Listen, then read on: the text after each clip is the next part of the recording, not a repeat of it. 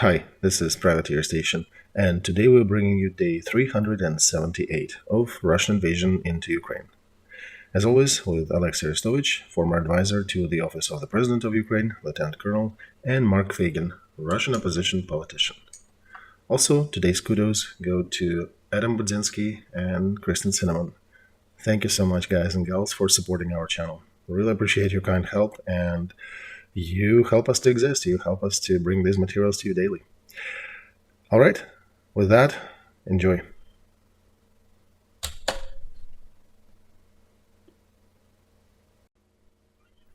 Dear friends, glad to see you all. It is Wednesday, the 8th of March. Time is 9 p.m. in Kiev, 10 p.m. in Moscow, and we're doing our regular stream with Olexiy Arestovych, day 378. Hi, Alexei. Yes, good evening. Before we start our stream, it is the 8th of March today, and I saw you dedicated quite a few messages to that holiday. Please bring a short video to the screen. We'll congratulate our viewers, the ladies who are watching us. Give them 30 seconds and see a little comedy. Yes, Alexei. Come on, tell me what's up. Oh yeah, I did want to tell you that I will not be live today. Mark, why are you so surprised? It is the 8th of March. I promised my wife that I'll spend the day with her. Mark, come on, no panic. I need to see my wife once a year at least, right?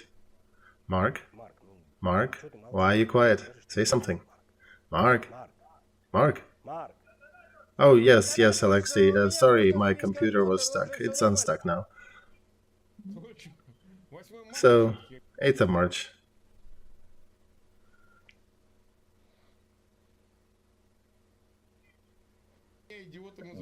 And I am portrayed a bit of an idiot here, but no questions. Yeah, it's always funny.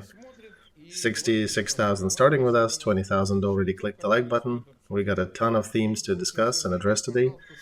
The usual request to all the viewers, please share the links in your social media, in your forums, other places where you hang out and communicate with people.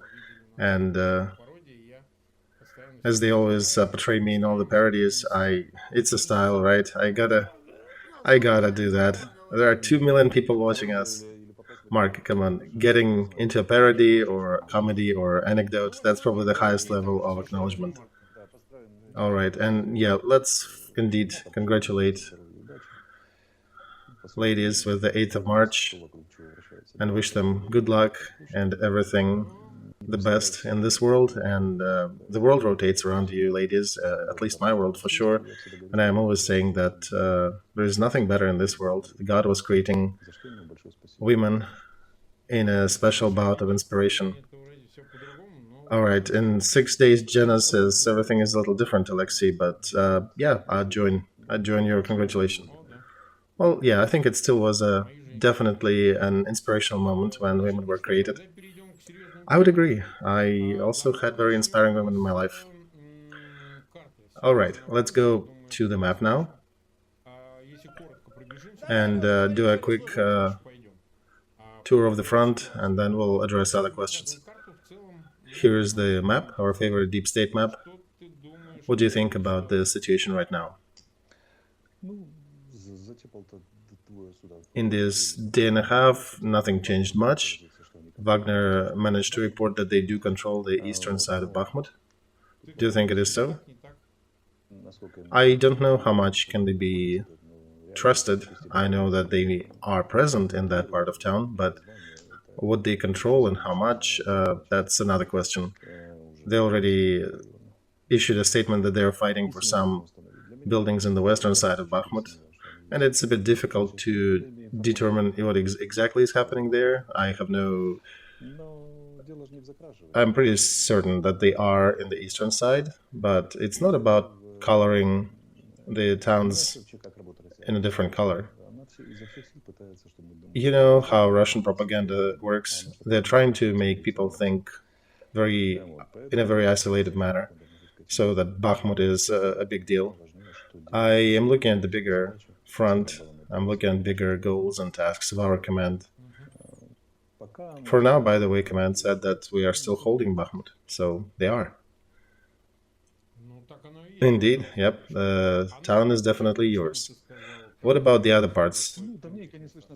We have not heard messages from Kremenaya Kupinsk for a while, so they de-escalated there. Nothing really worked for them. Vugledar is also not present in anything big, newsworthy. There are smaller vids about our troops hitting their tank with anti-tank missile, and our UAV dropping a small grenade on the heads of their invaders. But there are no major activities down south. They're still trying to attack Avdiivka and Marinka, but still without any success. Bakhmut so far is the focal point of that whole front. This is sort of a Stalingrad of this war. And if not to compare it with Kursk and the last attempt of the enemy to attack. But we understand that this will end with nothing major. There is already an estimation of American military allies that even if Bakhmut is being given, or if Ukrainian troops withdraw from Bakhmut, this will not change the flow of the campaign in general. And today we saw a publication that said Russian army will not be able to take Donetsk region this year. On one hand, all the people of the world may be shocked. What do you mean that the war will continue next year? But I think this is somewhat lost in translation message. The main message there is that they will not be able to take Donetsk region this year or in any year. And that means that political tasks set by Putin in front of his soldiers and army will not be fulfilled. And if these tasks will not be fulfilled, then why are they continuing the campaign as it is? Because if they manage to take Donetsk and Lugansk regions, that can be somewhat sold to the Russian audience as goals of this war.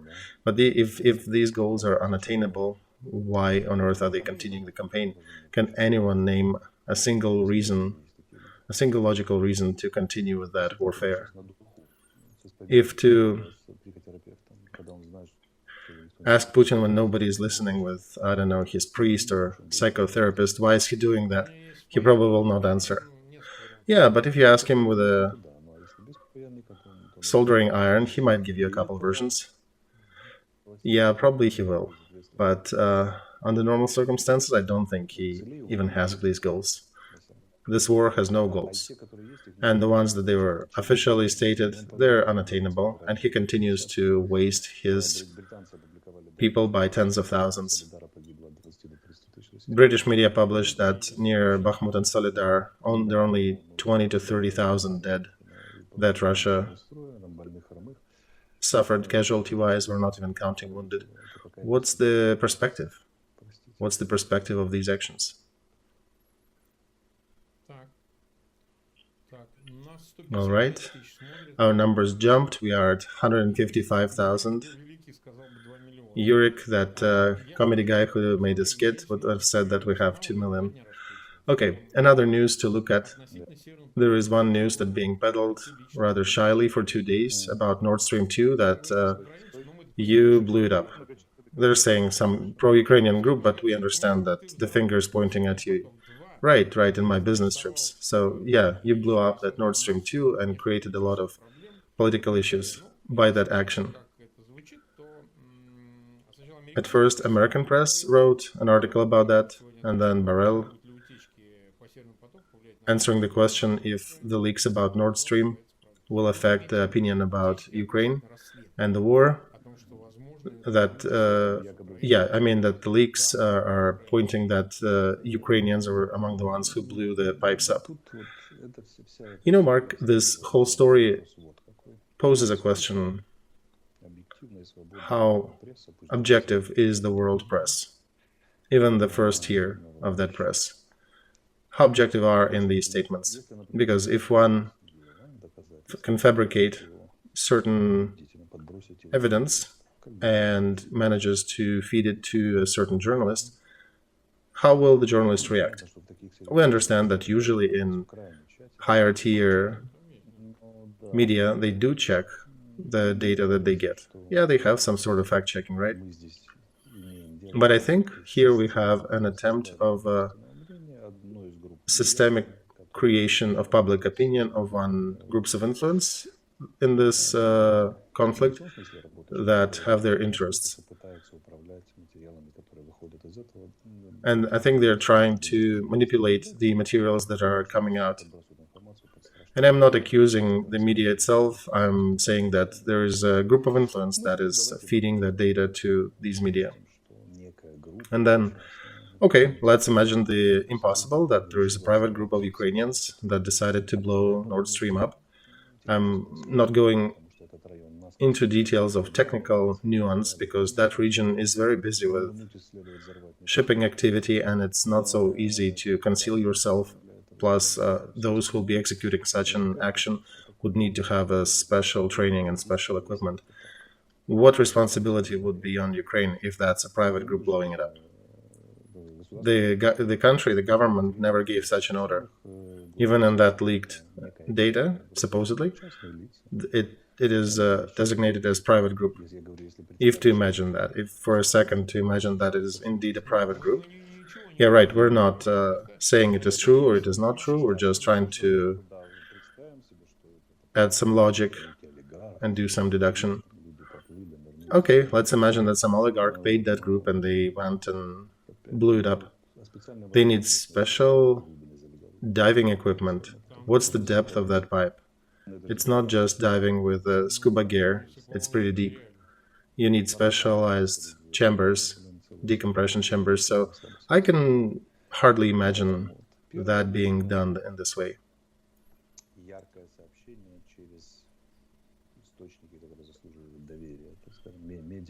Is it the first message being sent through high-tier media that usually appears to be trustworthy? No, it's not. Continental war of such a scale that reaches out from China to Falklands can, of course, engage different groups of interest, trying to formulate different effects and different opinions in the public sphere. And if to transfer that to Ukraine, okay, yeah, let's say Ukrainians blew it up. What's the result? Improbable supply of Russian gas to Europe to force Europe to switch away from Russian gas. But Europe was already veering away from these resources. Okay, and then I guess our next goal would be southern streams, because Europe is still using some of it. Within Goy-Pomorozhgorod, that stream is still alive. The thing is, when these pipes were blown up, Europe already acknowledged a program that they will be veering away and turning off Russian natural gas. They will not be consuming it in pre-war quantities. So that decision was already made, and it kind of doesn't really make sense to blow up the pipes. I'm trying to think logically here, and I think these materials have signs that this is our foes, and groups targeting Ukraine are the ones peddling this information. And they're somewhat successful if one of the heads of Europe already has to address questions being posed by journalists about that. And we are discussing it here. All right, Olexiy. Peskov, Putin's press secretary, also made a statement that publications in foreign media about the Nord Stream 1 and Nord Stream 2 is a coordinated action, and it smells like a huge crime, and those countries that were vested in these pipelines should scream for international investigation, and Russia is still not being allowed to be part of that investigation. Right, so their main narrative, Mark, is understandable. They want official investigation. They know how the Western society works, they know the transparency level and different control mechanisms here. They do want some investigation to happen on behalf of United Nations or some other organization of that level. and they want to point fingers at somebody who might be in charge of blowing it up. And they're trying to portray America as a huge provocateur, because that's where the finger is pointing. And that America was among the parties provoking the events of the last 2 years.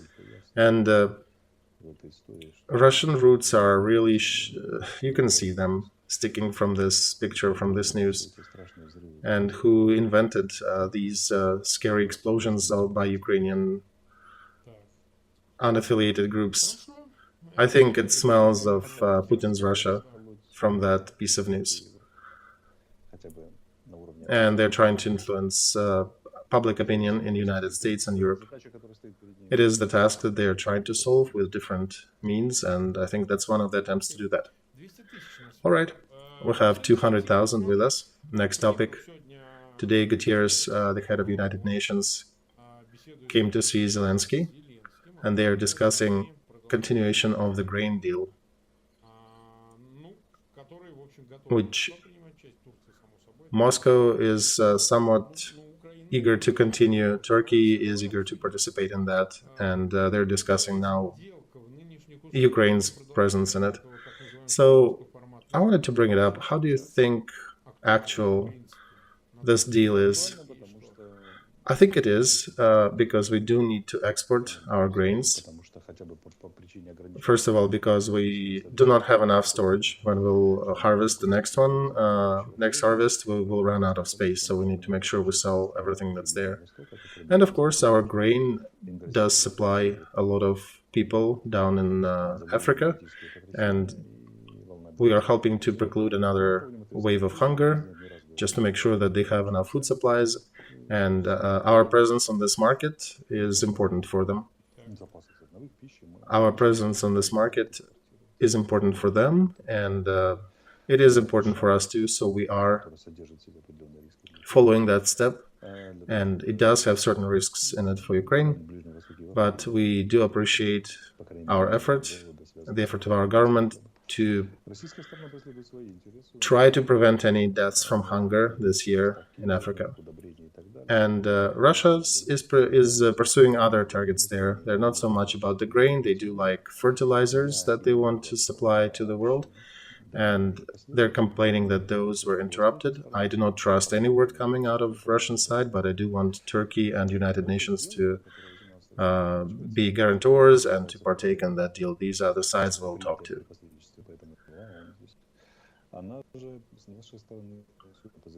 According to the statement by Minister Kuleba, Minister of Foreign Affairs of Ukraine, it implies that we do want to add more routes from other ports, because Odessa port cannot process all the grain orders alone.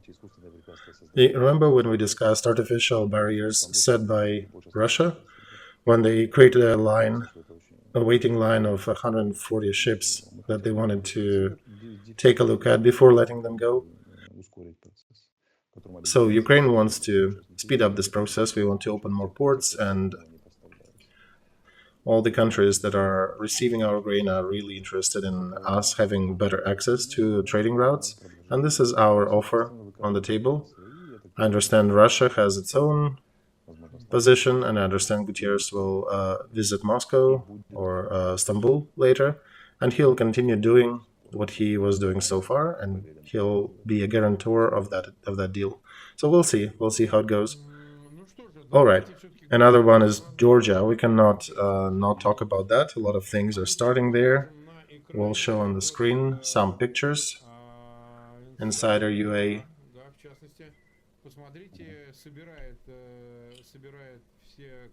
They're collecting a lot of different videos and pictures from the events unfolding in Georgia. We'll try to bring some up on the screen. So those who can, you can follow Insider UA channel on Telegram, and let's discuss that situation here with you, Olexiy. Please, if you can run the video. I'm turning to my assistant. If you can turn the videos without the sound, I'd appreciate that. They're already using riot police to disperse protesters. It started yesterday. This is a reaction to foreign agent law or foreign influence law supported by the party of power. They initiated that law and they wrote it. So me and Olexiy initiated a couple actions on the 4th of February and on the 20th of February. We were not trying to influence the internal affairs of Georgia. That was not our goal. We were only talking about liberation of Mikhail Saakashvili, who is being considered by the powers of Georgia as the element of threat to their power. And for the second day, they're already feeling the heat with due to people who coming, taking it out to the street and protesting. And actively, it is also co-led by old Mikhail Saakashvili political party. And some people are saying that our support of this protest is some form of intervention in Georgian internal affairs. Once again, I do want to say that Saakashvili case will become a sort of a litmus test for Georgia. Because we first turned to Georgian leadership. When they failed to react to our appeal, we turned to the Western leadership with the same message, saying that this case is definitely a litmus test for Georgia. And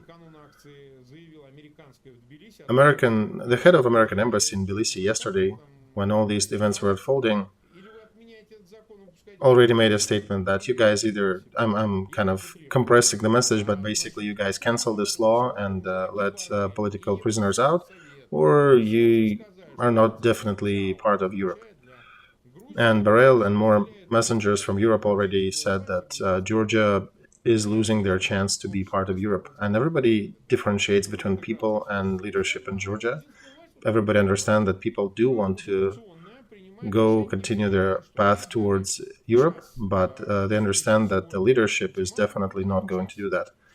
They were giving an ultimatum today to fix this law, and the protesters, upon waiting for that hour, did not get any response back, so now they're clashing near Georgian parliament.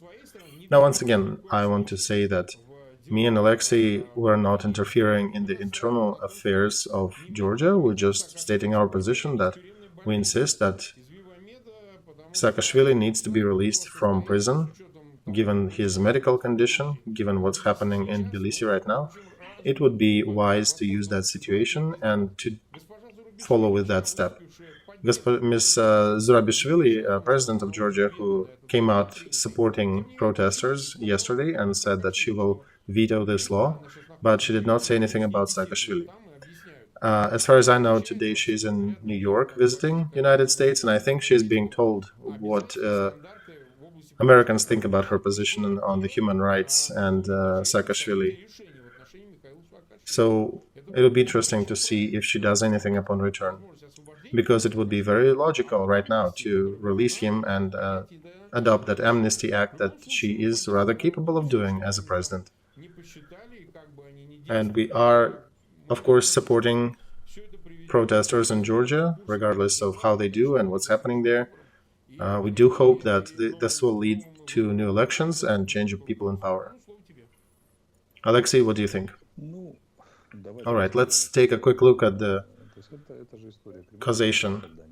It is an old story by Kremlin that they tried to push in Ukraine, Georgia, Moldova, where they wanted to create a part of elites that they would be controlling their natural resources schemes.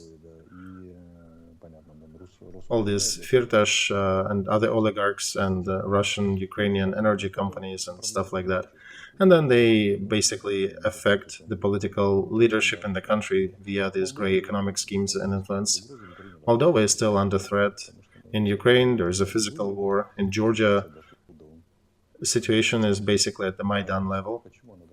Why is it there? Because people start to understand that after the adoption of this law, they see where this country is turning. Same thing happened here in Ukraine with Yanukovych. For 2 years, he was telling us fairy tales that he wants to join Ukraine, and then he refused to sign the associate membership, which was not too big of a document and cannot be really compared to the events that followed of his refusal. It followed his refusal to sign it. But people understood that he is basically, that was the moment when he chose Kremlin instead of Europe. And that's when people decided to take it to the streets. And then we had riot police and escalations, and finally he was out. And look, in Georgia, regardless of how much they try to accuse us, even the destiny of Mikhail Saakashvili didn't really bother part of Georgian populace. They didn't take it to the streets then. But that turn they're seeing now actually did bring them out to the streets. And actually, people in Georgia made their choice a long time ago, and I would say that it's due to Mikhail Saakashvili who cleaned up a lot of corruption and gray economy schemes and let people believe in the better future. Of course, we understand that the ruling leadership is not going to give up. And the first day of the protests, they're already using rubber bullets and water guns and other equipment to disperse the protesters, but protesters seem to be very decisive and stubborn. So here the position of Mrs. President, I think, looks like that if she liberates Mikhail Saakashvili, that would mean that she gave a leader to that rebellion, and she would rather have him on the prison medical couch. And she, by her statements, maybe she is trying to become a leader of that movement. Maybe not a leader, but one of the politicians who supported that. And if my hypothesis works, for a hypothesis, this is just a theory, then they're really far with this politics, they're really far from European standards. And I think that the grades that will be given by leading Western diplomats to these actions who are projecting and estimating the perspectives of Georgia and their joining NATO and European Union, they will be rather conclusive. And when the West made a specific statement about that law, I think Georgian people also understood the position of the West, and they saw that Ukraine and the West are on their side. They are supporting them. And you're right, even the president of Georgia jumped on the bandwagon and said, I'm also with you. And so they decided that they will come out and protest. And then who is in charge? Who is responsible for police shooting these guys and gals protesting in the streets with rubber bullets? Of course, the leadership. I think the Georgian leadership already lost their adequacy a while ago. Just judging by their reaction to the stream that I did with Yuri Romanenko, where we addressed some of the Georgian aspects, they tore some of the sentences, some of the statements out of context, and they basically escalated them to the level that we presumably said that Ukraine should occupy Georgia. That's when I understood that they lost touch with reality. And that reaction came from the level of prime minister and really high-level officials in Georgia. That highlighted to me that they're not exactly on good terms with reality. And I think right now the leadership is not going to leave. They're hopeful that they can still stay in power and just let it settle. And everything depends upon how organized are the protesters. And I'm just wanting to bring attention of the protesters to a specific position of protesters, of Georgian leadership, of president. As a private person, I'm not in my official capacity here. So the question is, if you are indeed pro-West course of Georgia, then the first litmus test is destiny of Mikhail Saakashvili. who is now being murdered in prison. So if you said you support Georgia following the Western allies and following the West, then you need to demonstrate that you indeed are. And this is not just political rhetoric to stay in power.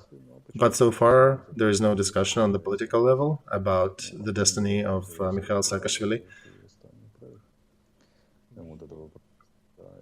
So I think that in people's uprising, probably 60% or even more definitely understand that Saakashvili's life is part of that question that is being posed right now. And I think even more people are taking it out to the street, even those who are not really friendly or didn't feel any warmth toward Mikhail. When you see a person being murdered, basically in a prison cell in cold blood, this is wrong. So people, even who were probably not political friends, understand that. And I do hope that there will not be casualties neither among police nor among the protesters. And I hope that Georgian elites will be wise enough to understand that they need to come to some agreement with the protesters, especially given the special position, announced position of the West that is supportive of protesters, and that they will bring upon new elections, which will allow people to express their political position of support or lack of it to all the parties in that conflict. My personal message to Georgian people, I hope that there will be no casualties in that protest. And for myself, Olexiy, I do want to call upon police, Georgian police, the ones who are using rubber bullets and tear gas and all that. I just implore them to stop. As somebody who was labeled as a foreign agent in Russia, who is a foreign agent on the territory of Putin's Russia, I'm saying as somebody who knows what I'm getting into. I'm not just an observer. What today's leadership is dragging Georgian people into is one of the saddest things that can happen to them throughout their newest history in this 21st century. Russia is not what it seemed to be back in the 90s. If you copy everything from today's Putin's Russia, you will not be just a symbol of foreign agency.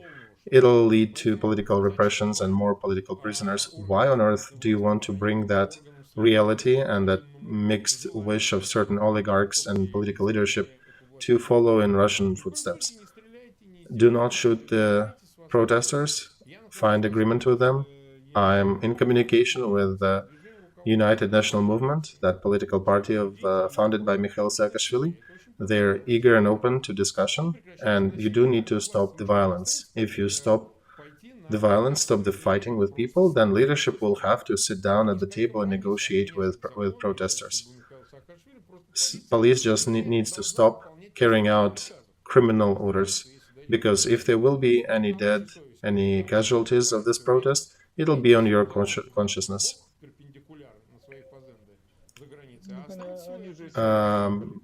Yeah, your conscience. And we implore you to not use too much force, guys, because just stop. Because you know what your politicians will do. If there'll be casualties, they'll step aside and say, we have never ordered them to kill anyone or to maim anyone. It is upon the police, and they're the guilty party. And they'll point fingers at you. So we don't see any reason for you to put your careers and lives in defense of the current political regime. So find it within yourself to stop it, to stop all the violence. We have about 250,000 watching us. About a third clicked the like button already. Please continue subscribing to Feygin Live, to Olexiy Arestovych. And if you are listening or watching that in English, please do that as well for the privateer station. We've been live for about 34 minutes. We have a little bit of time left, and we're still paying our dues and tributes to Prigozhin, who is coming out daily and screaming and recording more videos. His last one was from Bakhmut, when he did one from somewhere without electricity under a flashlight in some basement, and then he was near the tank with a flag. And there are some mythological notes in his recent messages about Spartans. That was not with you. I brought up his video where he called himself and his Wagner troops as Spartans, and that he's being shot by the armies of Zergs. And he's basically saying that if Ukraine will and their weapons will hide the sun from us, we'll fight in the shadow. That's how he's talking about himself, and in sort of the past tense, almost like a message to be carved on his grave. And maybe he's considering himself a Spartan. The thing is, he's wrong about Xerxes. It's not Zelensky. It's Moscow military command that are actively playing the part of the Persians. So do you think that process of, I just jokingly call it the sphincter tightening over Prigozhin's neck, do you think it's the symbol of the end? You know, there was a poet, Znarok, a very rather known one. He had a poem of the end, and it only had a title, and there was nothing after. So what can we state here? We can state that elements of civil war start to emanate in Russia. Now the rhetoric of Wagner is getting into military rhetoric, and he is bringing some military arguments to the table. And his only way out is to literally take Bakhmut, because he did promise that he can take towns, unlike Russian military. And he doesn't care how many people he wasted, but he will try to take Bakhmut, because that'll be his only retort to say, see, I promised to take it, doesn't matter how many people I wasted doing that, but I did take the city. To which General Command will probably answer that Wagner has nothing to do with that. He took a couple of streets in the middle, and everything else was prepared and worked with by usual Russian paratroopers and special forces and artillery and all. And yeah, that might even lead to Wagner to scream more about the horrible General Command and maybe record a few more videos, or maybe even shoot some people. So for us, I think it's a good sign that this squabble escalates and that this crisis is really going into a second season. I don't know what you call it. What's popular in Russia? House 2, House 3. So, a note, Russian army is still in the state of offensive, and they already are bickering and falling apart between the parties within that army. Imagine what will start happening when they will be pushed back, when Ukrainian military will be pushing, and when some of them will be in a state of semi-surrender. How far will that rhetoric go, and how much will they be infighting between each other? So we are waiting patiently to see what will happen when we start our counteroffensive. If that's their behavior during the offensive, we'll see what... you can only imagine what will happen when they'll start losing. All right, one last question. Let's discuss China, how its position is changing. And there were some interesting conversations yesterday that there will be a meeting between Xi and Putin soon.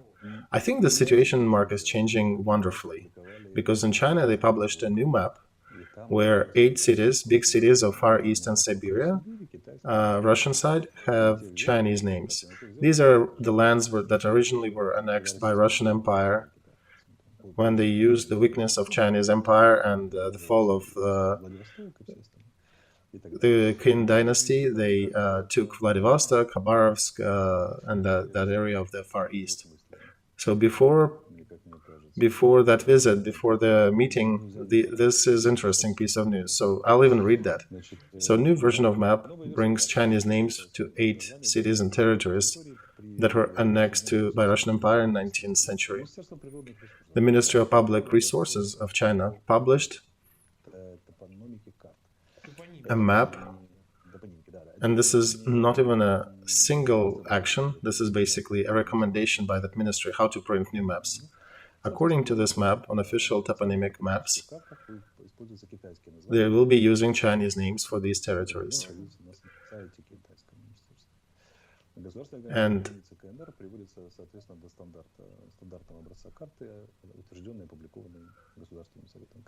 political leadership is definitely approving of this map, and they're using historic materials. So Vladivostok is called Hai, the bay of a sea cucumber. Sakhalin is Kuidava. The mountain ridge Stanovoi Khrebet in Russia is called external mountains of Sina. Khabarovsk is called Bali. Ussurisk Shuanchenzi. So an interesting story, right? Before the visit, that publication, I think it's a very bright sign. I don't think any bureaucrat single-handedly would do that in China. I think it's a message. So the version that China, remember when I said that the version that China wants to be at the table is the meaning that they do understand that Russia has lost this war and they want to be a party at the table that is dividing the assets of the bear who is lost.